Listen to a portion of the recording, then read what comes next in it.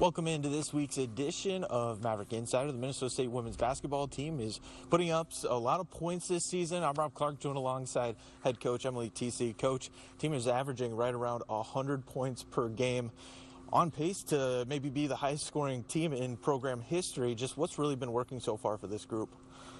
As always, our defense. Yep. A lot of people want to ask about our offensive philosophy and how we're able to, produce the way that we are offensively.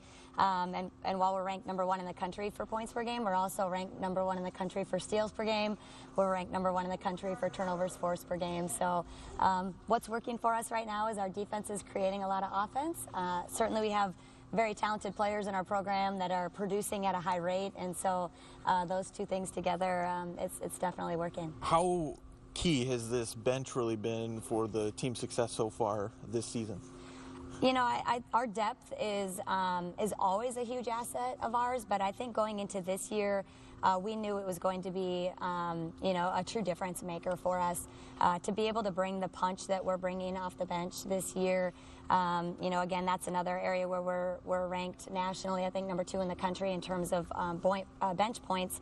But just the leadership that we're bringing off the bench, when you have 7 seniors, you've got 8 upperclassmen, and then, the number of sophomores that played for us significantly last year.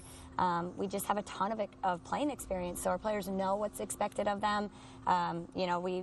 It's almost hard to find enough minutes for everybody based on, the punch that we bring from so many different players. Natalie Bramer has been a key contributor ever since she started as a freshman all the way to now as a senior.